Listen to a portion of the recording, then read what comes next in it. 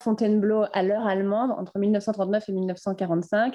Bon, on ne se refait pas, moi je m'occupe de la Renaissance, donc je voulais commencer cette conférence par vous présenter la première mesure de défense passive du château de Fontainebleau, qui est en fait redécouverte juste avant la guerre par Albert Bray lors de fouilles qui sont menées dans la cour d'honneur du château de Fontainebleau. On retrouve les fossés creusés à la demande de Catherine de Médicis en 1565, à une période de trêve, dans l'entre-deux-guerres des guerres de religion, si je puis dire. Première défense passive, donc retrouvée juste avant la guerre par l'architecte Albert Bray. Alors cette conférence qu'Anaïs et moi vous présentons va parler de deux hommes qui ne s'entendent pas toujours très bien. Charles Terrasse, le conservateur des collections, surtout pas du palais, sinon on appelle l'administration, le conservateur des collections, qui est le neveu de Pierre Bonnard, qui venait de se voir confier une mission pour imaginer la création d'un musée de la chasse et de la Renaissance à Chambord, qui est quelqu'un de très introduit. Et puis Albert Bray, l'architecte en chef du palais.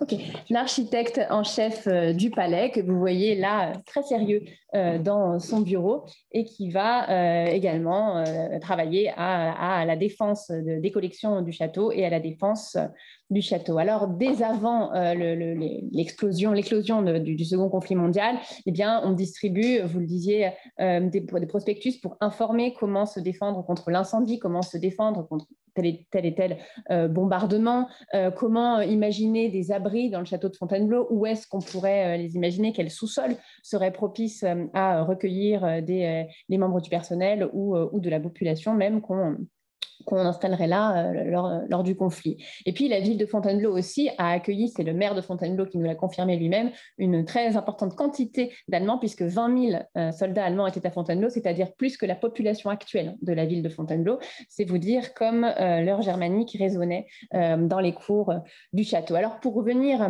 tout de suite au vif du sujet, qu'avons-nous protégé comment dès 1936, il faut se rappeler que le château de Fontainebleau, c'est un bébé musée national. Il est musée national depuis 1927. Charles Terrasse arrive en 1937, il succède à Robert Ray, et à son arrivée, il dresse déjà une liste de ce qu'il faudrait sauver en priorité en cas de conflit. Cette liste est augmentée encore l'année suivante, en 1938, et puis à la fin de l'été 1939, Albert Bray et Charles Terrasse se plus ou moins coordonnent pour organiser la protection des œuvres. Alors là, vous avez là tout un calendrier. L'idée, c'est de commencer par les décors, ce qui est sur place et monté, de d'abord démonter tout cela, le mettre en caisse, et puis après procéder à la protection des collections véritablement du musée. Donc, on commence par la salle de bain de l'empereur, qui n'est revenue que très peu après, c'est-à-dire cet espace qui était dans l'actuel salon à côté du salon de l'abdication, où il y avait ces glaces peintes qui sont parties après dans les années 70, la chambre de l'empereur, le salon du conseil, la salle du trône. Bref, on démonte tous les grands décors du château de Fontainebleau un à un, comme vous le voyez sur ce plan. Donc, on retrouve dans les archives du château de Fontainebleau les plans avec ce qu'il faut démonter et puis les numéros des caisses. Donc, on voit qu'il y a une organisation extrêmement rigoureuse afin vraiment de ne rien perdre pour emballer, protéger les décors du château de Fontainebleau. Voilà le superbe plafond de boucher du salon du conseil. La salle de bain donc de l'empereur, les vitraux de la chapelle Saint-Saturnin. On voit aussi qu'on a tiré un certain nombre de leçons de ce qui a pu se passer précédemment, les bombardements des cathédrales et le fait que les vitraux sont un élément particulièrement sensible. On commence quasiment par les vitraux de la chapelle Saint-Saturnin, qui ont été dessinés par la fille du bon roi Louis-Philippe, donc il y avait sans doute aussi une volonté de protéger cet héritage, mais aussi le vitrail d'Antoine Maréchal qui est sur le palier du vitrail. Autre leçon tirée sans doute, le bombardement du Prado en 1936, qui a été quand même une sorte de grand traumatisme européen sur les collections de musées. Jacques Jaujard lui-même a participé à Madrid après à l'évacuation des collections. Donc on voit qu'on s'est dit qu'il fallait s'y prendre un peu en amont pour éviter des situations de ce type. Et puis quelques photos très émouvantes du château sous cloche. Alors avec les travaux menés pendant le Covid, beaucoup de nos lustres sont houssés de cette manière, donc on a l'impression que c'est presque quotidien pour nous. Mais voilà, le château sous cloche, là vous avez la chambre de la reine avec ce superbe lit qui avait été fait pour Marie-Antoinette. Vous avez juste ce petit Poutot qui met le doigt sur ses lèvres comme pour dire bonne nuit, qui échappe de ce drap blanc un peu fantomatique, le lustre. Vous avez le travail vraiment de petites fourmis menées par Albert Bray pour comprendre pour chaque élément la taille de la caisse qu'il faudrait. Alors, on commande sans cesse des crédits supplémentaires. Il y a d'abord un crédit de 40 000 francs qui est accordé, mais ce n'est pas suffisant, il en faut plus. Donc, c'est un travail extrêmement sourcilleux. Et c'est la salle du trône, voilà, qui est pareil, sous cloche, si je puis dire. Le vitrail, c'est toujours très émouvant de voir cette idée de calculer quel élément dans quelle caisse, la numérotation. Et puis, il y a un travail d'historien de l'art presque, hein, puisque pour chacun de ces tableaux, on voit bien dans les notes d'Albert Bray, à chaque fois, il identifie quel tableau il faut sauver en premier. Donc, dans ce salon, on se dit salon vert, est-ce que ce sont les compositions de Belle ou d'Oudry qu'il faut emballer en premier? Enfin, c'est assez intéressant de voir le regard qu'il portait déjà sur les collections. Et puis le Salon des oiseaux, là, notre volière sur toile. Et c'était amusant, en fait, en préparant cette conférence. Nous, on a vraiment vu qu'il y avait eu des sorties et des entrées de ces tableaux des lambris. On a vu ça avec des restaurateurs complexes et qui avaient dû être menés à la va-vite et qui ont généré des accidents. Et en fait, je pense maintenant que le grand tableau qui est de l'entourage de Atelier, on va dire, de Franz Schneiders, a probablement eu le gros accident qu'il a eu à ce moment-là, parce que ça coïncide avec une sorte de dépose hâtive, si je puis dire, du lambris. La galerie des assiettes qui est considérée comme un élément prioritaire. On dit bien que ce sont des fresques, ce ne sont pas des fresques, mais bon, un décor de fresques qui date de la Renaissance et que donc il faut particulièrement protéger ce décor. Et puis, le salon François Ier, donc là, vous voyez les tapisseries des chasses de Maximilien, un des trésors du château retirés des lambris. Et puis, deuxième séquence, si je puis dire, au début du mois de septembre, eh bien, c'est protéger finalement les extérieurs, les décors et puis les éléments un peu plus complexes. Alors, pour les extérieurs, on commande donc des sacs de terre et qu'il faut ensuite remplir de sable. Donc, d'abord, il y a du sable dit qualité défense passive. Donc, j'ai bien aimé cette idée de sable qualité défense passive. Puis finalement, on n'arrive pas à visionner suffisamment en sable qualité défense passive. Donc, en fait, on va directement le chercher dans la forêt de Fontainebleau. Rappelons-nous que c'est un des sables les plus fins qui soient. La pyramide du Louvre, les verres de la pyramide du Louvre sont faits à partir du sable de Fontainebleau. Donc, c'est avec ce sable-là que l'on va remplir les sacs de terre au fur et à mesure pour emmurer d'une certaine manière les parties fragiles du château. Donc, vous le voyez ici dans la cour ovale. Alors, il faut aussi se rappeler que, je vais le dire juste après, que c'est dans la salle des colonnes que vont être emballées toutes les œuvres, donc que ce sont des endroits fragiles, que c'est là que vont être stockées les œuvres, que donc c'est aussi pour ça qu'on s'est concentré sur cette zone lors du blindage. Vous voyez ici dans la cour d'honneur. Et puis évidemment, cette photo est extrêmement bouleversante du retable de la chapelle de la Trinité, comme ça, sous ces quantités de sacs de sable. Et puis, il y a un élément complexe qui est, donc ça va rejoindre ce que vous disiez sur les chasses de Louis XV, vous étiez les tapisseries de nous avions les cartons, c'est que fait-on des gigantesques cartons des chasses d'Oudry, fleurons de l'histoire de la peinture française, fleurons des collections de Fontainebleau. Rappelons-nous qu'en 1938, l'appartement des chasses est pour la première fois ouvert au public, on peut le montrer alors, sur visite guidée, que quelques mois auparavant, on avait reçu une demande du musée de la Vénerie à Senlis qui demande que le château de Fontainebleau lui dépose tous les cartons des chasses d'Oudry. Merci, mais non. Nous les gardons. Et donc, c'était un endroit considéré véritablement à la fois par le public et puis par l'administration du château comme une collection centrale. Et puis alors là, c'est là que le bas blesse. Évidemment, c'est très compliqué à déposer. Il faut prévoir des caisses spéciales et, comme toujours, il faut demander l'avis au musée du Louvre. Donc, il faut dépêcher quelqu'un du musée du Louvre pour voir comment déposer les cartons des chasses d'Oudry de la bonne manière parce qu'on ne serait pas capable, nous, de le faire tout seul. Donc, vient l'expert du Louvre. On se dit qu'on va démonter les cartons des chasses, mais il n'y a toujours pas de caisse, donc on les démonte, mais on n'a pas de caisse. Albert Bray mène ça dans son coin. Charles Terrasse découvre que les cartons des chasses d'Oudry ont partiellement été déposés sans même qu'on lui en parle. Donc, il fait un peu la tête. On monte donc cette sorte de plateforme dans l'escalier de la Reine pour déposer les cartons des chasses. On dépose les œuvres qui sont dans le petit cabinet galerie, pour ceux qui connaissent Fontainebleau, qui est juste après l'appartement, où vous avez ces superbes chiens extraordinaires. Vous avez là le petit cabinet galerie, donc vous avez énormément de peinture. Et puis bon, tout se fait, on dépose tout. Charles Terrasse fait un peu la tête, mais on n'en parle plus. Sauf que lorsque toutes les caisses quittent Fontainebleau en juin 40 pour aller d'abord au château de Contresol et puis après au château de Valençay, il y a un certain nombre de caisses qui vont rester à Fontainebleau. Et ça, Charles Terrasse n'est pas au courant de ça. Donc, dans ces caisses restées à Fontainebleau, il y a les cartons d'Oudry. Donc, tout ça part à Contresol. Et puis en 1942, vu que Contresol devient zone occupée, eh bien, on transfère les caisses de Fontainebleau à Valençay. Et là, on réalise que c'est le moment où Charles Terrasse va vérifier l'état des caisses à Contresol. Je vous passe les disputes de Albert Bray aurait dû aller vérifier l'état des caisses à Contresol. Il ne l'a pas fait. Alors Charles Terrasse prend sa propre voiture et paye lui-même l'essence tout seul pour aller à Contresol vérifier l'état des collections. Et heureusement, car Albert Bray est vraiment un bon à rien, il a ouvert les caisses pour redonner un peu d'air au tableau qui en avait bien besoin, laissé enfermé comme ça tout seul dans des caisses, dans les sous-sols du château de Contresol. Et bref, les Oudry ne sont pas là. Et on réalise que les Oudry sont restés à Fontainebleau, qu'ils étaient stockés en fait dans le rez-de-chaussée de la salle de la Belle Cheminée. Donc Albert Bray en était parfaitement conscient, on le voit dans ses papiers, 4 caisses ne sont pas parties. Charles Terrasse ne le savait pas, Charles Terrasse se plaint à l'administration centrale et on exhorte Albert Bray à ouvrir les caisses qui sont dans son château et vérifier l'état des cartons d'Oudry. Bon, on fait venir un autre spécialiste du Louvre qui atteste que rien n'est arrivé à ces cartons, tout allait bien, mais enfin ça a tendu assez fortement les relations entre Albert Bray et Charles Terrasse. Albert Bray allant même jusqu'à écrire à Bourguignon, qui s'occupe des musées napoléoniens, que Charles Terrasse prend le titre de conservateur du palais et qu'il n'a absolument pas le droit d'utiliser un tel titre. Donc, ça chauffe un peu. Et voilà, là, vous avez la lettre, voilà, suite à l'examen des peintures, des tableaux de l'appartement des Chasses, donc c'est assez amusant. Donc, les caisses sont parties à Contresol en juin 1940, les total 49 caisses, et puis on savait parfaitement que certaines pièces n'étaient pas parties, mais on n'avait pas informé Charles Terrasse. Donc, au château de Contresol, voilà, le plan du château de Contresol et des endroits où pouvaient être stockées les collections, puis au château de Valençay, et puis une dernière collection à protéger du château. Donc, ça va rejoindre vos moutons mérinos. Nous avons aussi une collection zoologique, nos carpes.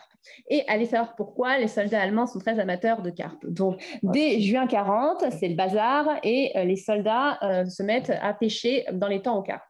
Alors, au départ, Albert Bray essaye d'être un petit peu conciliant, donc un petit peu, mais pas trop. Puis, un général allemand lui demande des carpes. Alors, Albert Bray va pêcher des carpes, apporte 2 carpes au général allemand. Mais alors, en 42, là, pour le coup, le général allemand veut 70 à 80 kilos de carpes. Vraiment, on est un repas fastueux de carpes. Là, Albert Bray lui répond et essaye de faire diligemment en disant...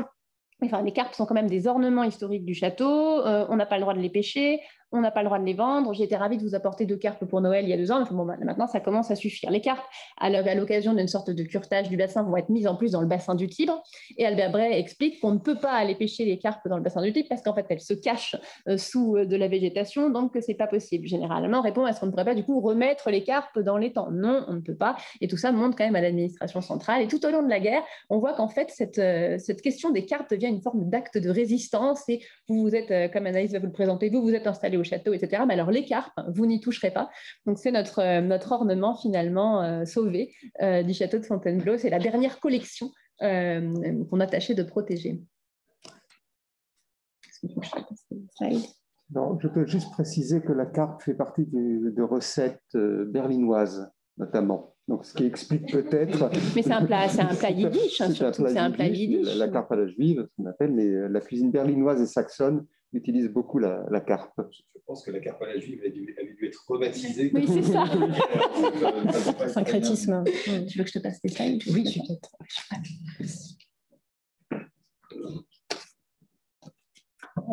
Bonjour. Concernant les sources, donc Oriane vous a un petit peu évoqué les sources archives nationales. Nous avons également sur place à Fontainebleau deux types de sources, certaines qui sont considérées donc archives intermédiaires, qui sont directement au centre de ressources. Le document le plus précieux reste le journal d'Albert Bray, donc qui couvre la période août 1940-1944, donc août 1940 vraiment au lendemain du départ des caisses, pour celles qui vont partir donc, pour le château de Contresol, et 44 la libération. Donc c'est un document dont vous voyez ici l'écriture serrée, qui relate des faits et des anecdotes dans un style quand même qui met de côté toute remarque personnelle. Il s'agit quand même surtout, je trouve, d'un document de travail qui n'était pas destiné à être publié, bien sûr, et destiné à lui conserver la mémoire des faits, des rapports qu'il va faire pour l'administration.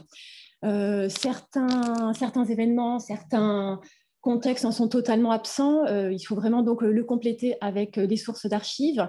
Les relations avec le musée sont très très peu abordées, par exemple. On ne se demande plus pourquoi.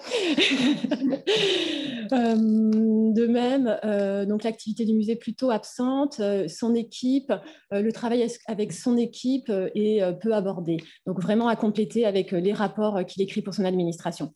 Donc Albert Bray est en poste depuis 1922. Il est né à une quinzaine de kilomètres, donc c'est quelqu'un de très implanté dans sa région, qui en connaît très bien le patrimoine. Il devient donc il est conservateur en chef.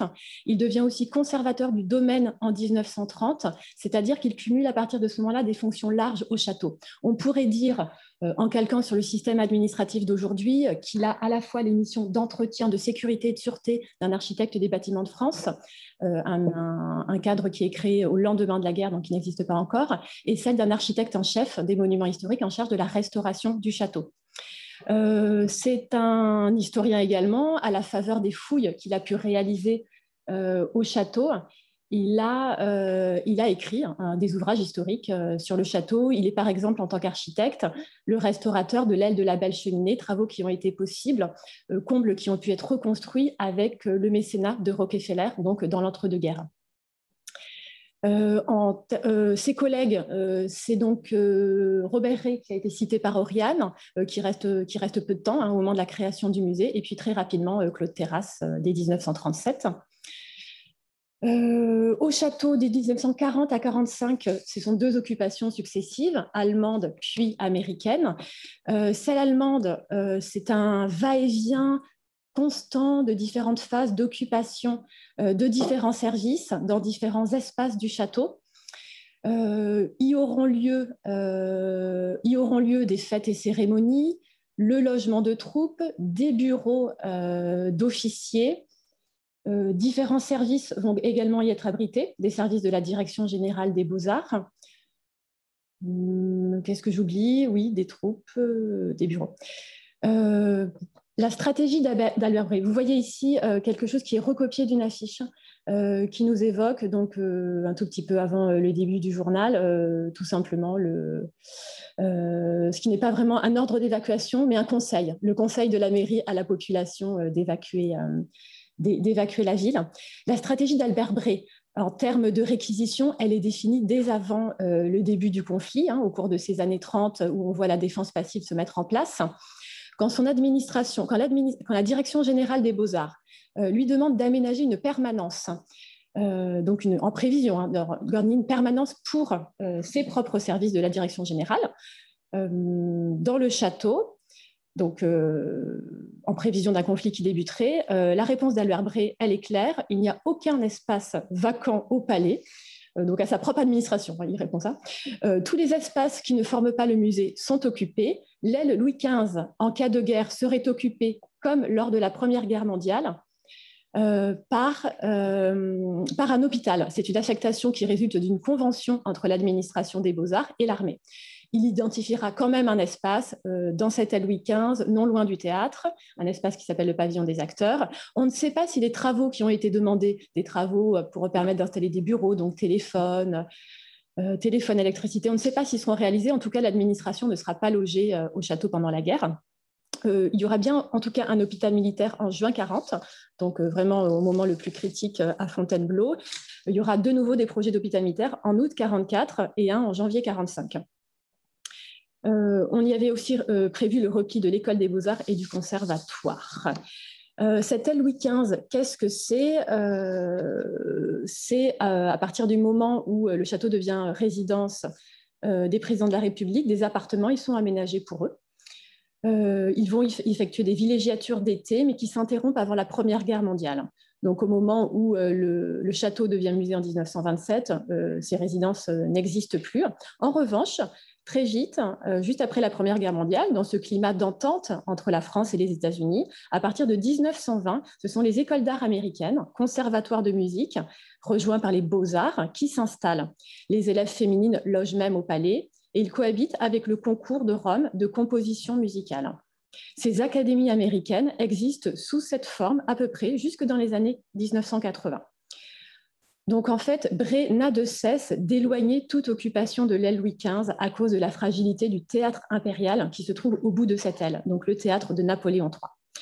Il se sert de l'argument que cette aile est uniquement dédiée à des organismes civils, comme les écoles d'art américaines, tandis que le quartier Henri IV, le pavillon de Sully et le quartier des Princes sont concédés à l'armée. Donc l'aile de la Belle Cheminée reconstruite par Bray. L'aile Louis XV, donc vous voyez le départ à l'angle, le théâtre impérial, et là on est dans déjà ce qui va se passer au bout de cette aile Louis XV. Donc, le théâtre et la salle de bal de Fontainebleau, dite aussi salle Henri II, vont être très sollicités pour des spectacles, manifestations et conférences. Le théâtre, il était, pendant l'entre-deux-guerres, plutôt en veille, non entretenu. Au moment du Front populaire, il y a un soubresaut avec la tentative de le réhabiliter. Des spectacles vont finalement avoir lieu, mais il n'y a plus de lustre, donc des problèmes d'éclairage. Malgré l'existence de quelques dispositifs de sécurité, une colonne sèche qui date de 1902, des décors qui ont été inifugés, la situation est quand même très critique pour l'utiliser. Étant donné les risques encourus dans cet endroit, donc il ne dispose d'aucun système de sécurité. Le 2 août 1940, par exemple, Bray regrette que la salle n'ait pas été choisie pour un spectacle, au moins pour des officiers allemands, mais ce sont de simples soldats. Ça lui semble totalement démesuré comme risque.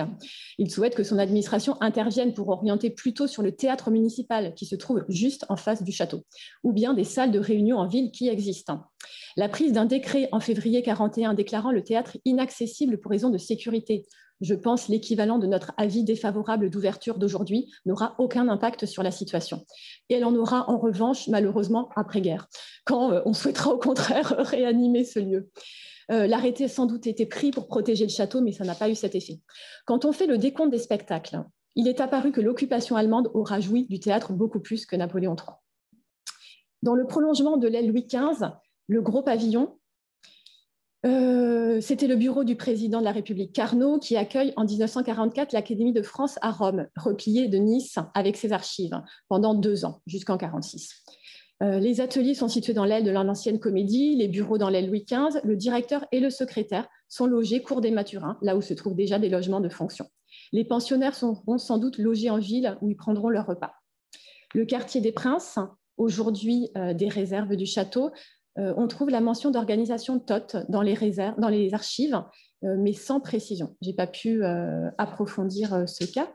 Face au château, donc là on se trouve dans le château. De l'autre côté se trouve le quartier Henri IV, dit aussi cour des offices. Ce sont en effet les cuisines du château avant la Révolution, un usage qui est renouvelé par Napoléon Ier. Un souterrain mène à la cour ovale qui sera murée durant l'occupation. On y trouve l'installation d'une école de télégraphistes et téléphonistes, mais globalement, ce seront des logements de troupes jusqu'à la libération, jusqu'au repli des Allemands en août 1944. Sont aussi cités le quartier du Carrousel, l'école d'artillerie, le quartier du Carrousel, par exemple, avec l'école du Cadre Noir, qui s'y replie dès les combats de juin 40. Au moment de la retraite allemande, Bray aidera le responsable du Cadre Noir à cacher les chevaux dans le château lui-même, y compris au premier étage, comme l'aile de la Belle Cheminée. Les jardins, ils sont évoqués régulièrement. Jardin anglais, jardin de la Reine, sont très sollicités par les passages de câbles de téléphonie, mais aussi pour le jardin anglais, des tranchées abris qui sont creusées par des soldats d'une caserne située non loin. Des prisonniers effectuent des travaux dans le parc quand ce ne sont pas des chômeurs. On a évoqué l'étang aux carpes. Le parterre, le but est d'y éviter les exercices militaires, même si régulièrement Bray doit dénoncer le fait qu'ils ont lieu quand même. On souhaite conserver la circulation dans les cours, l'état du parterre, déjà la conservation du parterre, mais aussi que les Bellifontins puissent continuer à utiliser les cours. Le parc, il est mis en culture. En mars 1942, il fait partie du programme de secours national, par exemple.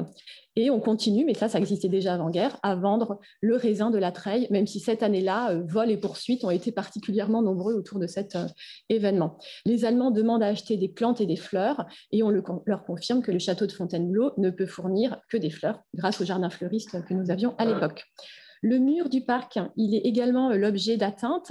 Il est percé une première fois par une unité allemande installée au couvent des Carmes d'Avon, donc Avon juste de l'autre côté du parc, couvent là où se situe l'histoire qui est racontée dans le film Au revoir les enfants, donc percé pour des commodités de circulation. Il est percé également par l'unité américaine qui souhaite évacuer pour une évacuation des eaux. Quant à la porte rouge qui permet de sortir du parc pour aller à Avon, elle est carrément démolie par erreur lors de la construction d'un blocos en octobre 1943, reconstruite. D'autres lieux à proximité immédiate du château présentent des risques également directs, comme l'unité américaine qui est logée dans un quartier Raoult, voilà, une caserne juste en face du château. Ils lancent des bombes, ils lancent des fusées qui sont responsables de l'incendie du théâtre en avril 1945. On n'est plus dans le domaine, on est juste à proximité. Il faut savoir que la synagogue de Fontainebleau jouxte immédiatement le parc. C'est un bâtiment de 1856, de dimension modeste. Le temple fait l'objet de vandalisme dès juin 1940 et en avril 1941, c'est un incendie qui dévaste totalement l'édifice. Un incendie précédé de plusieurs tentatives les jours précédents. Il semble qu'aucun Allemand n'est responsable de cet incendie qui est vraiment perpétré par la population. Le contexte administratif de la vie au château ces années-là, ce sont pour le service d'architecture et de conservation du domaine, qui est le nom du service d'Albert Bray, ce sont des relations à la fois avec sa direction générale de l'architecture et la direction générale des beaux-arts, puisque du fait du désaccord entre les deux conservateurs, on a l'impression qu'on a droit à beaucoup plus d'archives, et d'écriture, enfin voilà, et des choses qui auraient pu se régler oralement ont donné lieu à beaucoup de rapports à l'administration. On est obligé de remonter pour redescendre. Avec des copies de tous les courriers à chaque fois. Voilà. Donc j'ai oublié de vous dire qu'on a une masse d'archives et qu'elle a été partiellement traitée pour cette communication. On a vraiment beaucoup d'informations. Les relations avec le maire sont également commentées. Les relations avec le maire, étant donné que nous n'avons pas dépouillé les archives municipales, on peut dire qu'elles ne se retrouvent pas aux archives nationales et qu'elles ne se retrouvent pas dans les archives du palais. Elles sont vraiment évoquées dans le journal d'Albert Bray. Le maire est souvent le rôle d'intermédiaire, et même un petit peu plus. Il fait pression pour l'occupation du château, notamment de l'aile Louis XV. On a l'impression que ça l'arrange, que ce soit plutôt l'aile Louis XV qu'en ville. Alors en ville, il y a évidemment la présence de très nombreux hôtels particuliers, mais hôtels de tourisme qui existent à Fontainebleau depuis fort longtemps. Au point de vue administratif, il y a des réunions professionnelles qui sont citées. On réunit par exemple les architectes des bâtiments civils le 1er août 1940 à Paris, donc vraiment au cœur de l'action de Fontainebleau pour aller à Paris. C'est très très long et très compliqué à ce moment-là, mais voilà, Albert Bray s'y rend. Plus en marge, la préfecture est moins mentionnée dans le journal. Elle demande des rapports très réguliers et quand ils ne sont pas fournis, elle en change parfois la périodicité, c'est entre tous les mois ou tous les 2 mois. Quand ils ne sont pas fournis, elle veille au grain et les réclame. En revanche, la préfecture est à l'origine d'un épisode assez pénible pour le musée et globalement pour l'ambiance au palais à la mi-juin 1940, au moment où en fait Fontainebleau est bombardé, le château est bombardé. C'est l'ordre d'évacuation que vous avez vu tout à l'heure. Le château, les bombes passent au-dessus de l'aile Louis XV. Les Allemands vont arriver en ville 24 heures après. Étant donné l'avis qui a été affiché à la mairie, certains agents du service du musée viennent demander s'ils peuvent évacuer pour des raisons personnelles, s'ils peuvent faire un déplacement, évacuer leur famille, par exemple. Donc, ils vont être absents du château pendant 48 heures, à peine plus. Pendant ce temps-là, ou juste après, Charles Terrasse est convoqué par la préfecture pour expliquer ce qui s'est passé au château ces jours-ci, et il va donner simplement les faits, évoquer que ces autorisations, on va dire, même n'ont pas été écrites, elles ont été données oralement, elles ont été données, mais le préfet réagit quand même très vivement avec une suspension, des sanctions sur le salaire, donc ils sont très très mal vécus par ces personnels. Claude Terrasse va vraiment se battre et insister auprès du préfet pour dire que cette période a été celle d'une très grande activité pour ces personnels. Que cela lui semble injuste. La sanction morale sera quand même maintenue, mais la sanction financière sera levée.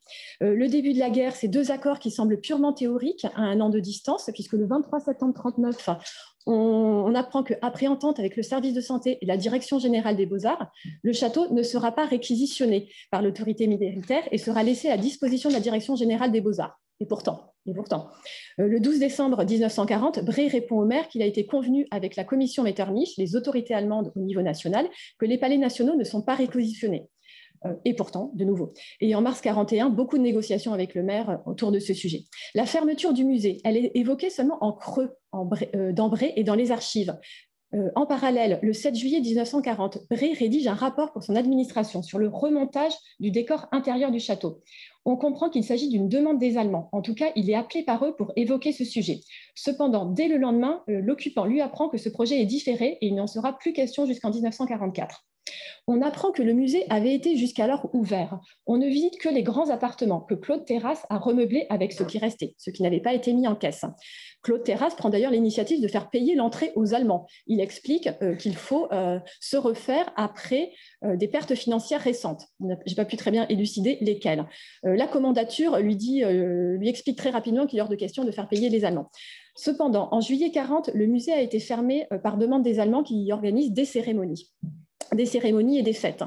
Finalement, Claude Terrasse, qui pensait vraiment pouvoir le rouvrir, ne le rouvre pas. Parce que, par exemple, en décembre 1940, le musée est toujours fermé. Le service d'architecture en profite pour procéder à la réparation du parquet sur des crédits qui étaient prévus sur cette année-là, avec la mention « c'est l'occasion d'exécuter ces travaux étant donné que le musée est fermé ». Donc l'occupation allemande, je vous l'ai dit, elle commence par le 16 juin 1940, ces obus qui passent au-dessus du château, abîmant un peu l'aile Louis XV. Un hôpital militaire s'installe très rapidement. C'est ensuite des vagues d'occupation à la faveur un peu des saisons, c'est-à-dire dès que l'hiver arrive, le mois d'octobre ou novembre, les Allemands déclarent forfait, c'est plus possible de faire chauffer la Louis XV, donc ils repartent s'installer dans des hôtels en ville et ils reviennent en général dès mars et avril. Les sujets qui forment le cœur de cette activité, l'installation d'électricité, la téléphonie, les logements. Quand les Allemands s'installent au quartier Henri IV, on refait les toitures. Cette fois-ci, c'est Albert Bré qui peut être maître d'ouvrage de ces travaux. Les Allemands demandent à installer des cuisines dans le quartier des Princes. On les dirige vers le quartier Henri IV pour moins de risques. On construit un abri sous l'aile Louis XV. Les fêtes, le 21 juillet 1940, le général Brochitz donne une conférence au théâtre. On fait appel à l'usine électrique de Fontainebleau parce qu'il n'y a jamais assez de ressources électriques pour tout ça. En septembre et octobre, une grande intensité de fêtes, de cérémonies. La tournée de l'orchestre philharmonique de Berlin est accueillie. Une fête est souvent préparée 15 jours à l'avance, mais parfois, Bré va aussi la découvrir la veille. Donc, c'est vraiment un système un peu à deux vitesses. Parfois, c'est Claude Terrasse qui peut être au courant aussi de la fête. Lors d'un repas, alors qu'est-ce qu'ils utilisent durant ces fêtes? Lors d'un repas dans la salle de bal en 1940, on apprend que ce sont les chaises du théâtre municipal qui sont venues. On ne se sert pas quand même du mobilier qui est sur place. La salle de bal, elle abrite en octobre 1940 une cérémonie religieuse avec 200-300 militaires, mais aussi en février 1944 le mariage d'un officier allemand. Donc vous voyez les reliefs des fêtes. On accueille le 27 juillet 1940 un spécialiste de la Renaissance. C'est le cliché suivant.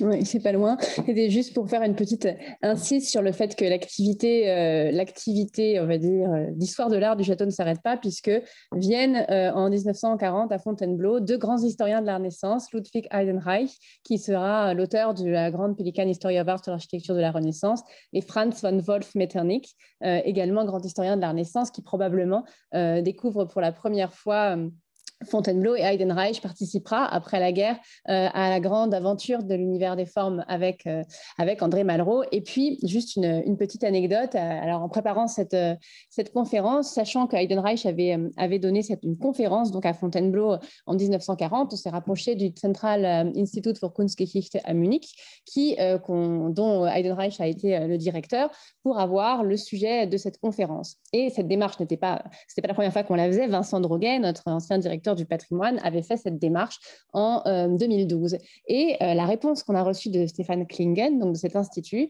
c'est qu'en fait, à l'occasion de la demande de Vincent Droguet pour la publication du journal d'Albert Bré en 2012, eh bien, ils se sont un peu penchés sur les cartons d'Heidenreich, ils ont un petit peu farfouillé là-dedans. Et en fait, ils n'ont pas retrouvé le sujet de la conférence donnée à Fontainebleau dans le théâtre en juillet 1940, mais ils ont retrouvé l'Habilitationsschrift, la thèse perdue de Panofsky sur Michel-Ange.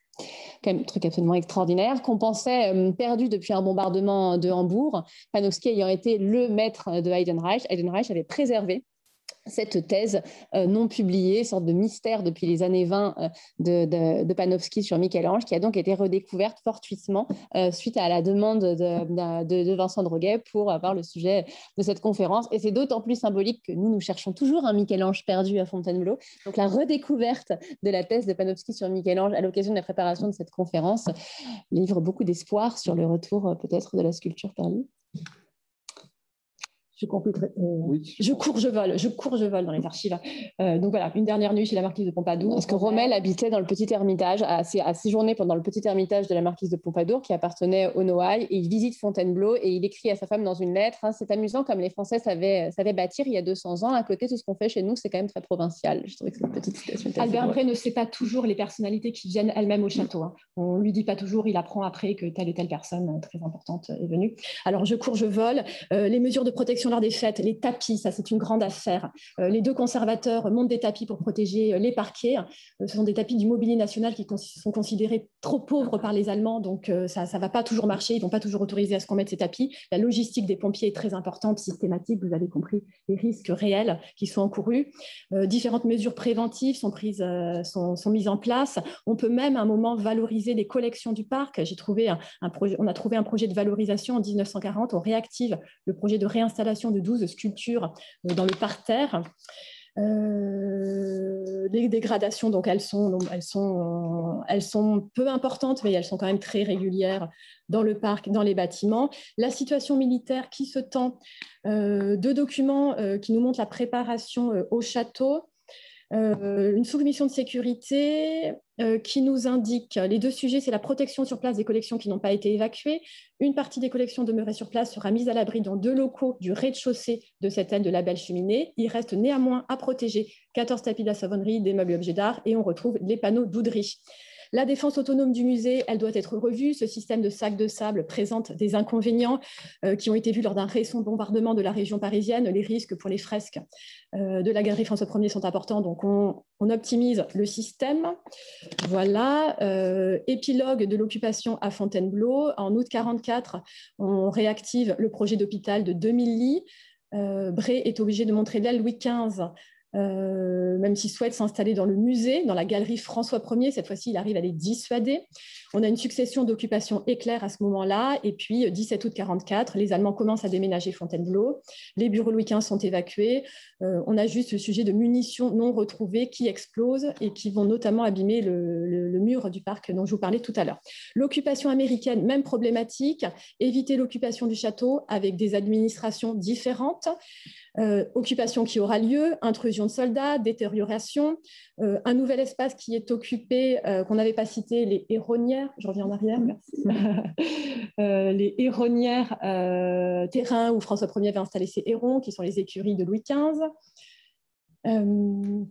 Donc, le quartier général des armées américaines produit un document, il souhaite éviter qu'il puisse être occupé. Le service de protection des œuvres d'art également demande l'exemption. Bon, ils sont quand même installés. Aux Héronnières, au quartier Henri IV, Robert Danis finit par céder pour l'aile Louis XV. Albert Bray est en but avec son administration, on le voit à ce moment-là. Installation plus encadrée, on a les états des lieux d'entrée, de sortie très précis. Le site doit conserver son ambiance civile. Albert Bray tient, les manifestations militaires ne doivent pas avoir lieu, le drapeau ne doit pas être hissé, bien sûr, il l'est régulièrement. Le théâtre, cette fois-ci, ne sert pas. Il y a un incendie en juin 1945, du coup, n'a pas d'explication, puisque normalement, il ne s'y passe rien. Le quartier Henri IV a droit à son incendie également, des installations électriques sauvages. Les questions d'entretien deviennent cruciales. Parce qu'il y a quand même une suroccupation, une surdensité du château, hein, des sujets de cimetières de rats, de fosses d'aisance. Le canal, il avait été laissé tranquille jusqu'à présent, et Bray regrette que les Américains vont utiliser cette zone du canal, donc vont défoncer avec la construction de pontons, etc. Il rappelle que la Seine est à 2 km, il souhaiterait déporter ses activités. On abat des arbres dans des terrains qui sont classés. Cette unité américaine a été complétée par une école de cadres. Donc, dans cette aile Louis XV, de janvier à août 1945, c'est une école de cadres qui garde un bon souvenir, elle, de son passage, puisqu'elle demande au moment où elle s'en va d'apposer une plaque, donc un dossier assez nourri, hein, le texte de la plaque était prêt, etc. On a vraiment l'impression que ça va aboutir. L'avis de Bray est favorable, après avoir passé 8 mois à relever toutes les infractions, toutes les incivilités, toutes les dégradations, il écrit un avis favorable quand même, en disant que les services ont fait preuve de la plus grande discrétion, se sont pliés à toutes les consignes du palais, donc quand même une ambiance beaucoup plus détendue. Donc je n'ai pas le temps de lire ces courriers qu'on pourra peut-être publier, qu'on pourra peut-être montrer dans les actes, mais on voit quand même que ce sont des gens qui ont vécu plusieurs mois ensemble et ont noué des relations beaucoup plus cordiales et beaucoup plus personnelles entre l'administration du palais et l'occupant. Le musée prépare sa réouverture avec un rapport de réorganisation le 31 décembre 1945. Les petits appartements du château réouvrent en 1947, avant le musée chinois lui-même en août 1947. L'administration s'occupe du dédommagement de cette occupation. Occupation américaine uniquement, je ne vais pas retrouver l'équivalent pour l'occupation allemande. Bray estime le préjudice à 20 000 francs par mois. Donc, en conclusion, la période, tout en étant la cause de beaucoup de risques pour le château, n'a pas causé de réels dommages. Au point de vue militaire, donc le moment le plus sérieux a été celui de la mi-juin 1940. L'événement le plus dramatique au château reste la mort d'un soldat allemand dont le corps est retrouvé au parterre le 7 juin 1942. L'enquête de la police allemande aboutira rapidement à une rixe entre soldats. La vie est-elle facile au château pour les familles?